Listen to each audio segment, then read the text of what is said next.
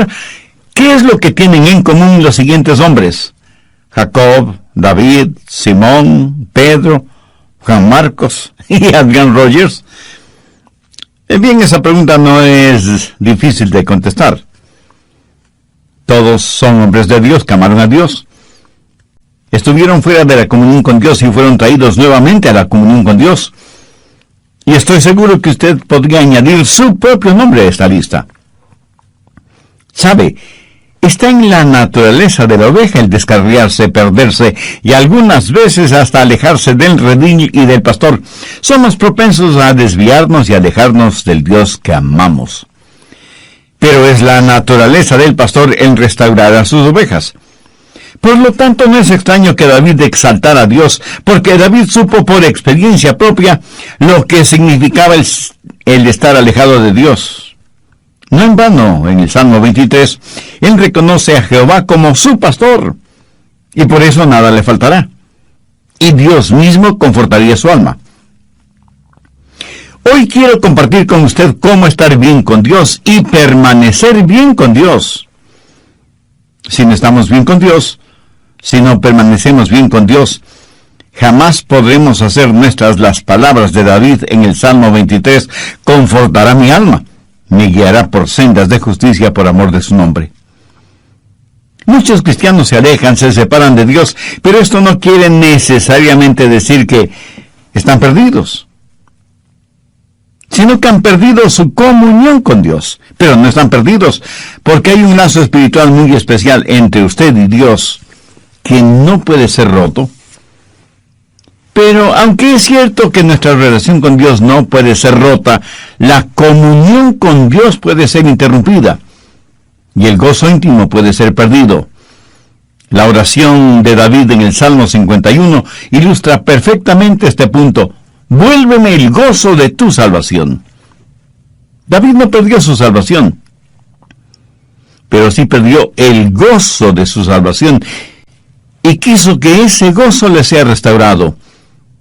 Y Dios le restauró, y por eso David pudo decir en el Salmo 23, confortará mi alma. Ahora, ¿cómo Dios nos restaura? Permítame compartir con usted 3 cosas maravillosas que he aprendido en el Salmo 23. Las he estudiado y meditado profundamente, y se han vuelto en mi experiencia personal. Primero, el ministerio del pastor. David se comparó a sí mismo como una oveja, por eso dijo, Jehová es mi pastor. En el Nuevo Testamento y el capítulo 10 de Juan encontramos que Jesús dijo, yo soy el buen pastor. Y Jesús, como el buen pastor, hace algo definitivo cuando sus ovejas se descarrían. De paso, le diré que hay 3 clases de ovejas. Las necias. ¿Conoce usted a alguien así, no? Pues mírese en un espejo y verá a una oveja necia. Las ovejas necias quieren hacerlo todo a su manera. Por lo general pensamos que las ovejas como animalitos dóciles y fáciles de guiar, pero eso no es cierto. A veces las ovejas pueden ser muy necias. Quieren ir por donde ellas quieren ir. Por lo menos así lo dice el profeta Isaías, todos nosotros nos descarriamos como ovejas, cada cual se apartó por su camino. ¿Queremos hacer? Pues lo que queremos hacer. Somos necios a la enésima potencia, y son las ovejas necias las que necesitan ser restauradas. Segundo, hay las ovejas descarriadas.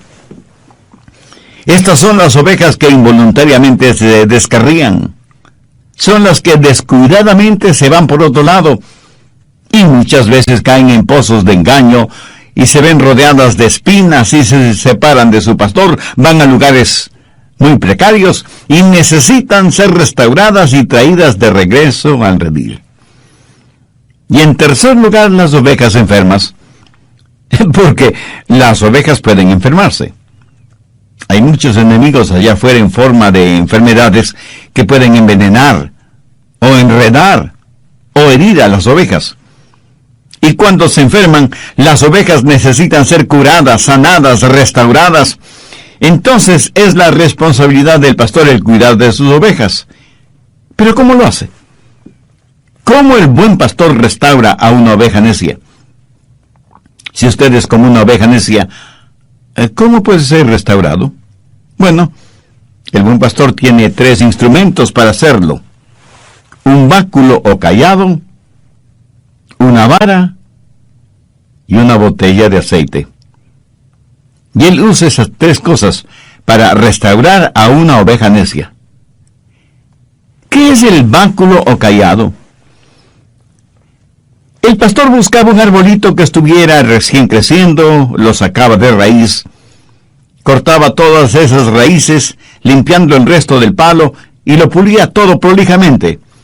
Y en el muñón que formaban las raíces al extremo del palo, clavaba unos cuantos clavos o incrustaba pedacitos de metal, hasta que el báculo tenía un considerable peso.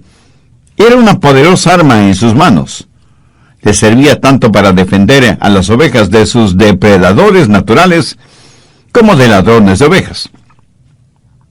También podía servirle como una jabalina, y pasaba muchas horas practicando hasta tener una excelente puntería. Así que ese báculo no solo le servía para defender sus ovejas, sino para defenderse él mismo de los ladrones, los lobos y las aves de rapiña que abundaban en las colinas y los montes. Pero a veces tenía que utilizar el báculo de las ovejas para corregir a las necias, y lo hacía en forma drástica y severa. Con el báculo rompía una de las patas de la oveja e inmediatamente la vendaba poniéndole un soporte y cubriendo la pata afectada con aceite. Y esto lo hacía hasta cuando la oveja se sanara.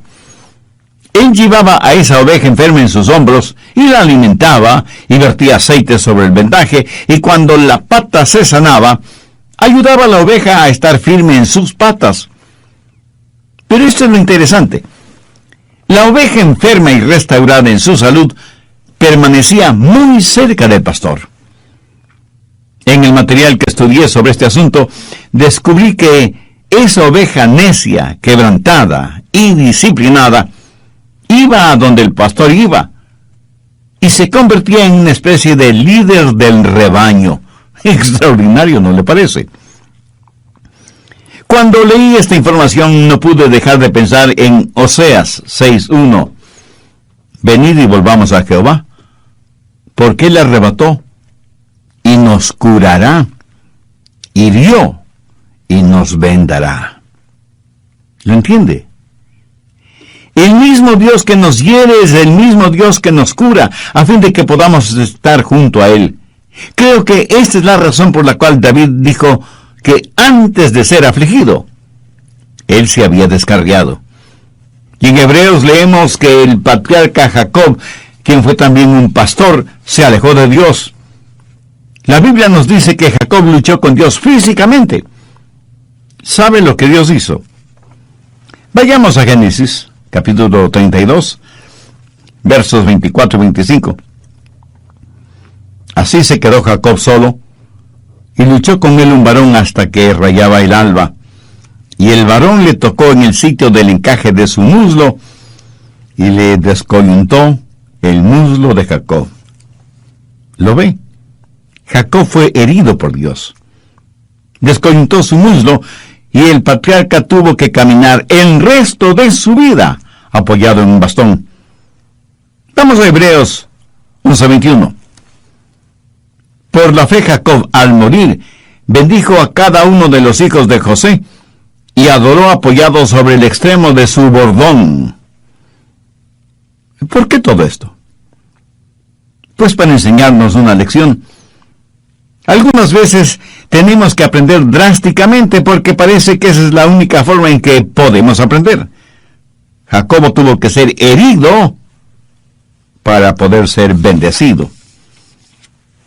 Mi amigo, cuando Dios nos disciplina, y puede ser disciplina física, no es porque no nos ama, sino precisamente porque nos ama. Mire lo que dice Hebreos 12, los versos 5 y 6. Y habéis ya olvidado la exhortación que como a hijos se os dirige, diciendo: Hijo mío, no menosprecies la disciplina del Señor, ni desmayes cuando seas reprendido por Él, porque el Señor al que ama disciplina, y azota a todo el que recibe por hijo. ¿Qué padre si ama realmente a sus hijos no los disciplina cuando es necesario? Si Dios nos dejara sin disciplinarnos, no seríamos sus hijos, sino bastardos. Y aunque nuestros padres en la carne nos disciplinaron, siempre los reverenciamos, ¿verdad? Ahora, por lo tanto, no deberíamos estar sujetos a nuestro Padre en el Espíritu y vivir. Y no debemos olvidar que la disciplina que proviene de parte de Dios es para que seamos partícipes de su santidad. La Biblia dice en Hebreos 12:11, en verdad que ninguna disciplina al presente parece ser causa de gozo, sino de tristeza, pero después da fruto apacible de justicia a los que en ella han sido ejercitados. Ahora, cuando esta disciplina le llega a usted, hay 3 cosas que usted puede hacer de acuerdo a lo que dice Hebreos 12:5. Hijo mío, no desprecies la disciplina del Señor. O sea, usted puede resentirse, pero sería una necedad de su parte el hacerlo, por varias razones. Primera, la disciplina revela algo. Esa clase de disciplina revela que usted es un hijo o una hija de Dios. O sea que revela una relación filial. Mire el verso 6, porque el Señor al que ama disciplina y azota.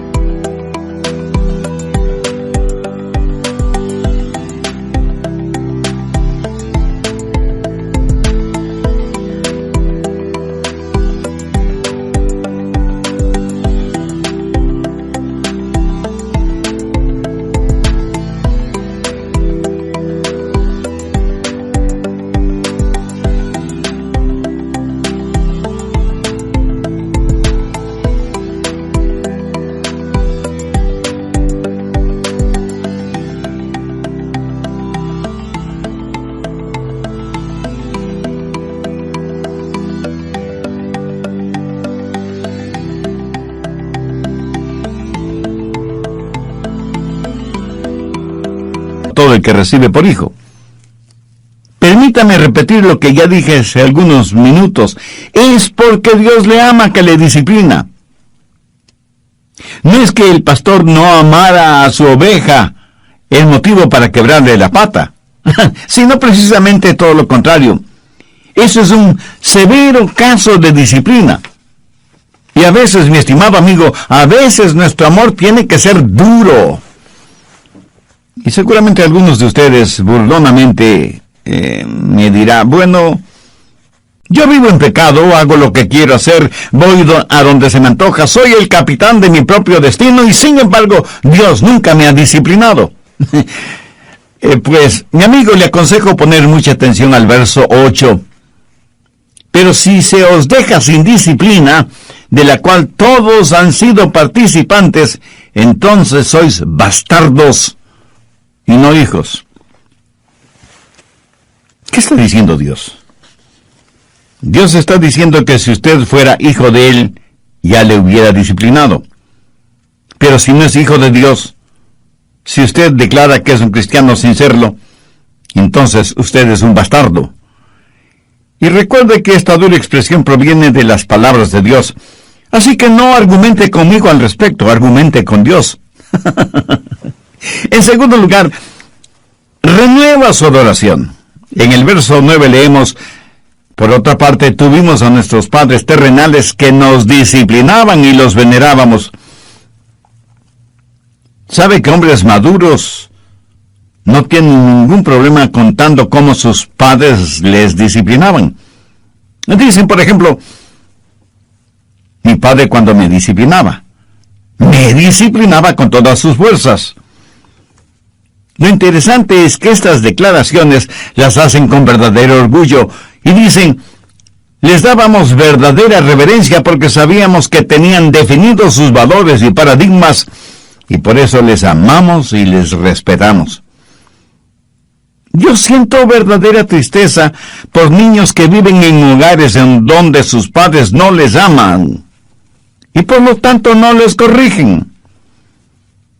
¿Sabe que la disciplina revela nuestra relación con Dios y renueva nuestra adoración?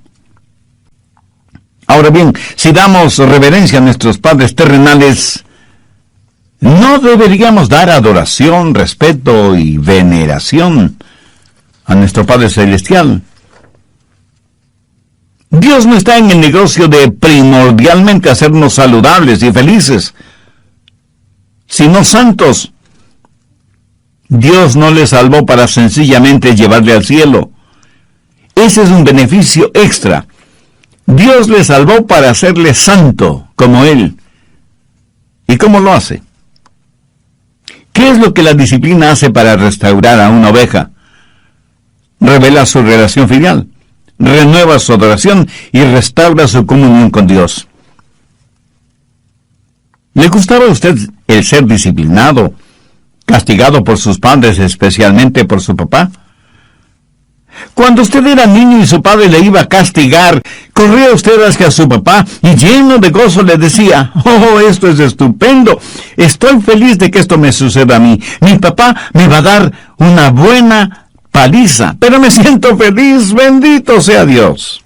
Papá, tú eres maravilloso y sabio, gracias por castigarme.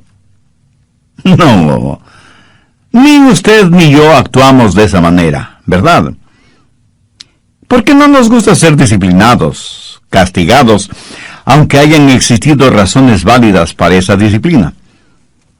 Personalmente, cuando mi padre me castigaba, me disciplinaba, le debo confesar que él no me parecía ni amoroso, ni sabio, ni maravilloso. Así que, en primer lugar, menospreciamos la disciplina.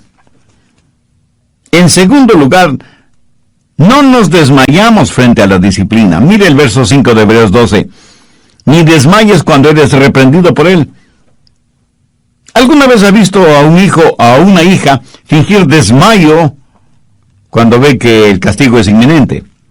Bueno, yo lo he visto varias veces. Dios ejercita disciplina y la gente renuncia a Dios. Tiran la toalla. Se convierten en trotamundos espirituales y eso es algo terrible. Mi amigo, lo que hace Dios no es para que nos alejemos de Él, sino para que nos acerquemos a Él. No desprecie la disciplina, no finja desmayos frente a la disciplina. La Biblia dice que toda disciplina tiene un propósito específico. ¿Cómo maneja el pastor a una oveja necia? Con la vara de la disciplina. ¿Y qué de las ovejas que no son necias? ¿Qué clase de oveja es usted? ¿Necia? ¿Descarriada? ¿O enferma? Recuerde que Dios no deja de amarnos porque somos pecadores. Dios no nos ama más si somos menos pecadores, de acuerdo a nuestra propia opinión, ni nos ama menos si somos más pecadores. Dios nos recibe como somos, pero por el amor que nos tiene, no nos deja como somos, sino que nos va perfeccionando cada día, para que lleguemos a ser a semejanza de su Hijo Jesucristo. Esta esperanza también podrá ser suya, si tiene una relación personal con Dios, por medio de Jesús. Pudiera ser que usted sea una persona muy popular, carismática, muy importante e influyente en el nivel político, social y financiero. Desde el punto de vista del mundo, usted es un hombre de éxito. Pero, ¿qué piensa de usted, su esposa, sus hijos, sus amistades íntimas? ¿Qué tan importante es usted en sus vidas? El hecho de ser tan importante pudiera ser que abra todas las puertas materiales, sociales y políticas, pero jamás le abrirán las puertas del cielo. Dios no le ama porque usted es importante. Usted es importante porque Dios le ama. ¿Lo entiende? Si usted este mismo momento se arrepiente de sus pecados y hace una decisión espiritual por Cristo como su Salvador y Señor, Él le perdonará inmediatamente, estará con usted permanentemente y le salvará completamente, y además le guardará eternamente. Recuerde que la decisión que usted haga o no haga este momento tendrá repercusiones eternas.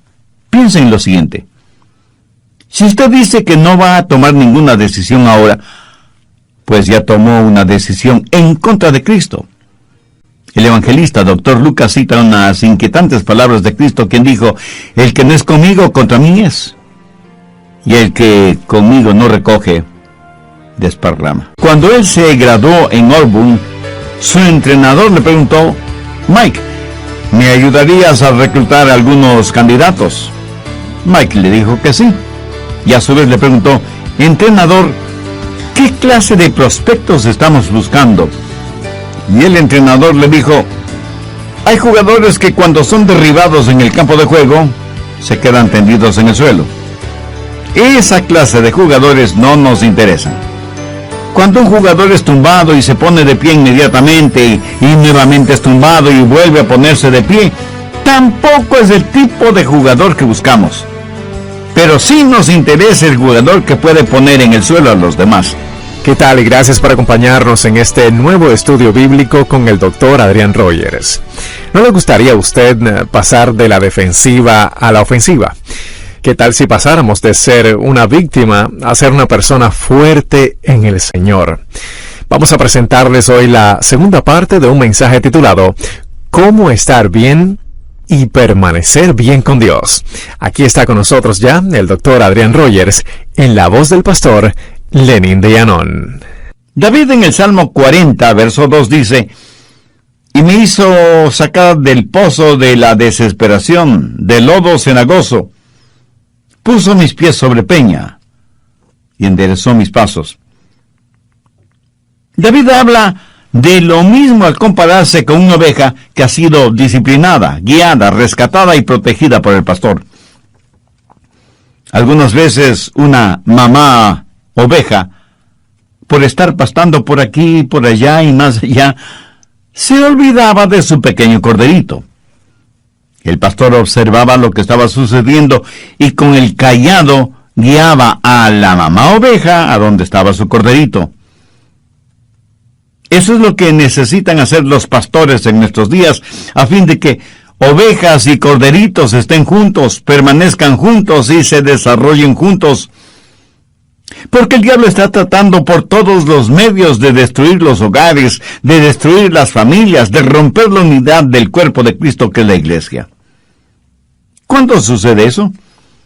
Cuando caemos, cuando somos débiles espiritualmente, cuando nos apartamos de Dios y nos contaminamos con el pecado. Pero gracias a Dios que Él tiene una vara y un cayado, no solo para disciplinarnos, guiarnos, rescatarnos y defendernos, sino también para mantenernos junto a Él. Pero aún hay algo más. Todos somos ovejas enfermas. Verá, cada noche el pastor traía las ovejas al redil. Recuerde que Jesús es la puerta de las ovejas. Dentro del redil las ovejas estaban seguras, pero en la puerta estaba el pastor bloqueando el mismo hueco que servía como puerta del redil. De esa forma nadie podía entrar o salir del redil sin que el pastor lo supiera. Y cada noche él las contaba y las llamaba por su nombre. Y no solo que las contaba y las llamaba por su nombre, sino que además las acariciaba. Ponía sus manos sobre sus ovejas y hundiendo sus dedos en la lana y mirando atentamente, buscaba por si su oveja tenía alguna herida o por si algún insecto se había adherido a la piel de la oveja. Y cuando encontraba alguna herida o alguna laceración en la piel de la oveja, usaba el aceite para curarla. Especialmente los cortes en la cabeza o en las fosas nasales. Literalmente ungía la cabeza de la oveja con aceite. Ese aceite estaba mezclado con sulfuro y brea y servía también como insecticida para alejar a las moscas que pululaban alrededor de la nariz de la oveja.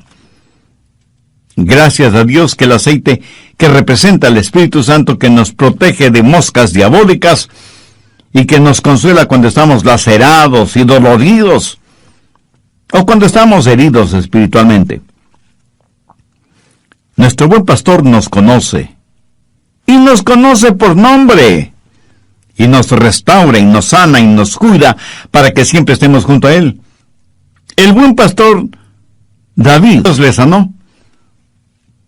Le agradece a Dios usted cuando le disciplina, cuando le corrige. Y pienso en mi propia vida. Y sé que estoy vivo porque mi buen pastor usó conmigo su vara, su cayado y su botella de aceite. ¿Puede usted decir lo mismo? ¿Puede recordar las veces en que Dios usó su vara y su cayado en usted? Yo sí me acuerdo.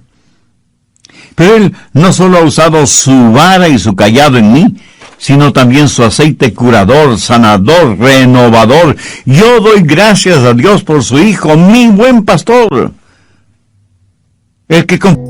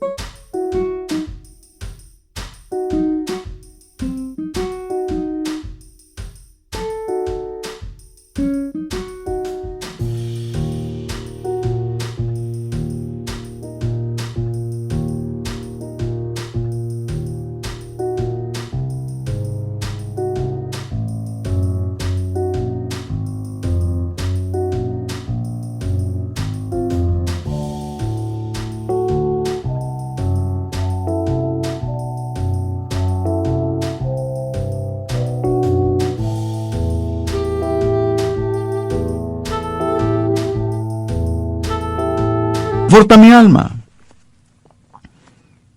En tercer lugar tenemos la maestría del pastor. El buen pastor no solo que restaura nuestra alma y nos guía por sendas de justicia, pero para restaurarnos Él tiene que tener dominio sobre nosotros.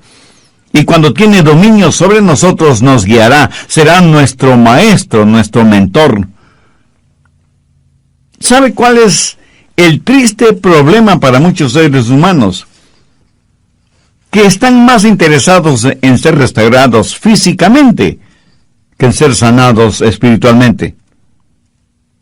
Si es que usted no camina desde la restauración hasta la justificación, usted estará de regreso a los mismos viejos problemas. Muchos quieren caminar rectamente, pero no en el camino de la obediencia a Dios. Recuerde que a quien mucho se le ha perdonado, mucho debe amar. Debemos ser como la oveja con la pata quebrada que quiere estar junto a Jesús, porque Él es su maestro que quiere guiarle para que usted nunca se desvíe. Así que, ¿cuándo aprenderemos? ¿Cuántas veces más resbalaremos y caeremos antes de aprender a estar junto al buen pastor? Recuerde las palabras que Jesús mismo dijo. Él es el buen pastor. Y sus ovejas conocen su voz y le siguen. Ahora escúcheme. 3 cosas son necesarias para seguir al buen pastor. Primero, tiene que estar obsesionado con el pastor. O sea, usted debe amar apasionadamente a Jesús. Su amor por Él debe estar por encima del amor que pueda tener por cualquier otra persona o cualquier otra cosa. Segundo, tiene que observar detenidamente al pastor. Como ya lo he mencionado antes, las ovejas tienen una muy pobre vista. Para todo propósito práctico, el pastor es quien tiene buena vista, como para compensar la mala vista de sus ovejas. Tercero, usted tiene que obedecer al pastor. Usted no puede obedecer a nadie cuya voz desconoce. ¿Cómo puede escuchar la voz de su pastor? Únicamente teniendo su tiempo de quietud. Debería estar en pastos delicados, meditando en su palabra. O sea, rumiando su palabra. Esa es la forma. El pastor le guiará. Usted escuchará su voz en el mundo. Jesús manifestó que sus palabras eran espíritu y vida, y que Él había venido para que podamos tener vida y vida en abundancia. Su pastor le guiará por sendas de justicia por amor de su nombre. Esa es la maestría del pastor. ¿Sabe qué es lo malo con muchos de nosotros? Que tratamos de no tener problemas en vez de buscar la justicia. Todo es tan negativo. Tuve un amigo, Mike Glenn, quien era jugador profesional del fútbol americano. Jugó por la Universidad de Auburn y luego profesionalmente jugó para los Delfines de Miami. Cuando él se graduó en Auburn, su entrenador le preguntó: Mike, ¿me ayudarías a reclutar a algunos candidatos? Mike le dijo que sí. Y a su vez le preguntó: entrenador, ¿qué clase de prospectos estamos buscando?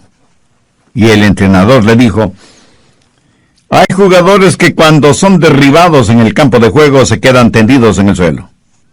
Esa clase de jugadores no nos interesan.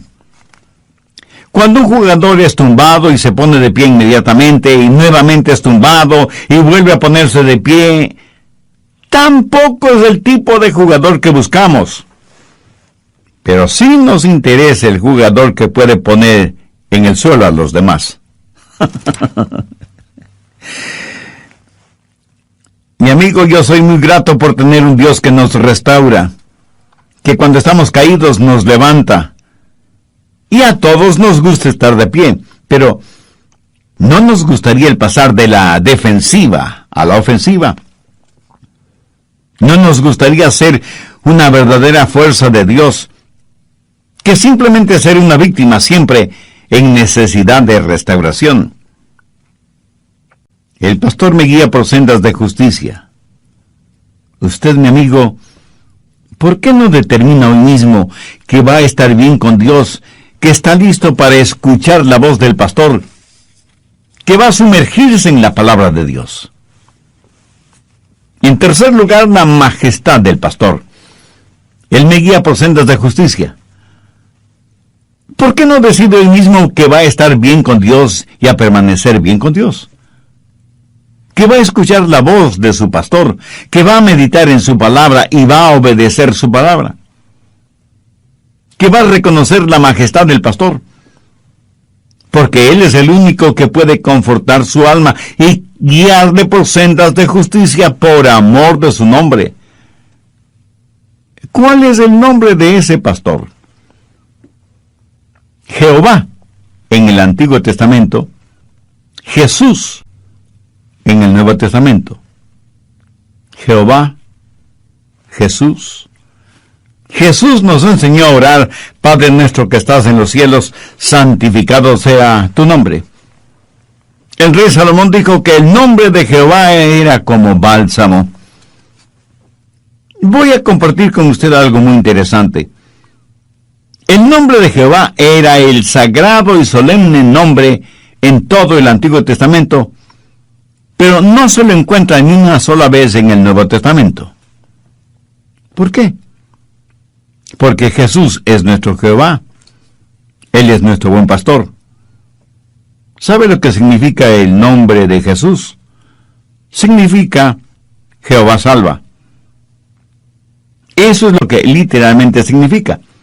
Leemos en Mateo 1:21, y llamará su nombre Jesús, porque él salvará a su pueblo de sus pecados.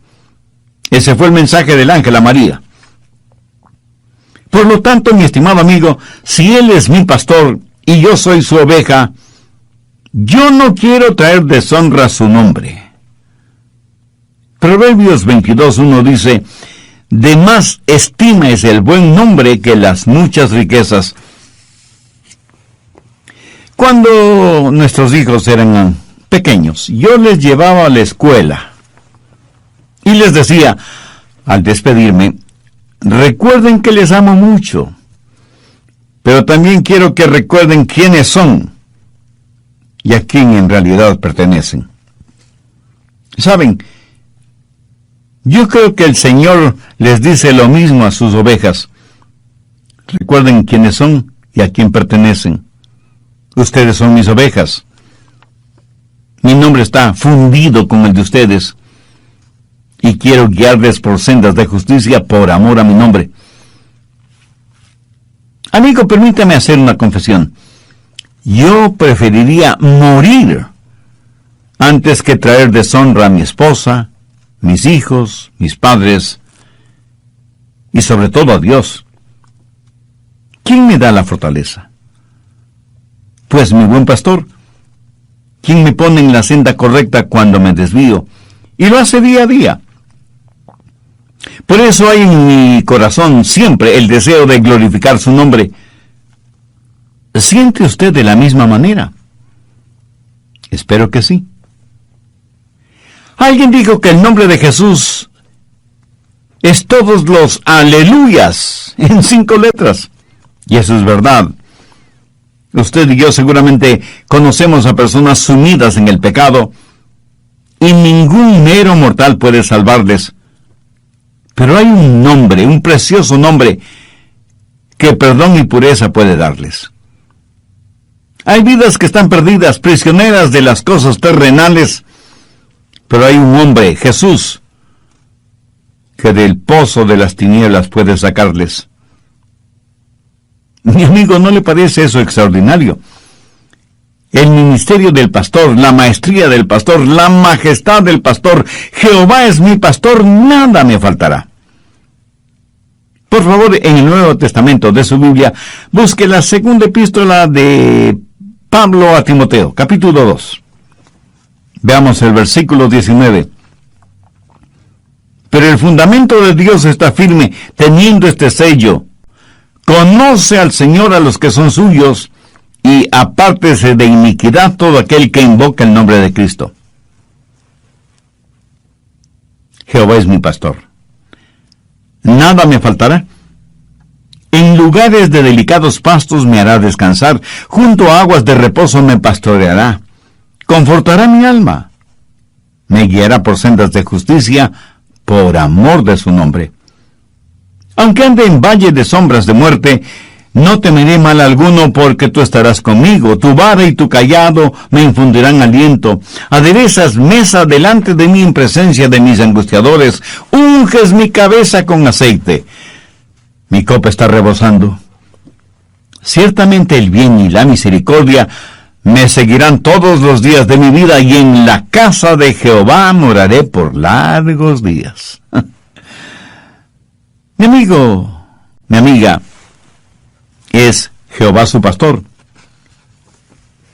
Como una oveja tímida, indefensa, manchada y descarriada, ¿no quisiera sentir la amorosa y protectora mano del pastor sobre usted? Si usted aún no tiene una relación personal con Dios por medio del Señor Jesucristo, le invito a hacer esa decisión, la más importante decisión de su vida. Piensen en lo siguiente. Si usted dice que no va a tomar ninguna decisión ahora, pues ya tomó una decisión, pero es una decisión en contra de Cristo. El evangelista Dr. Lucas cita unas inquietantes palabras de Cristo cuando dijo: el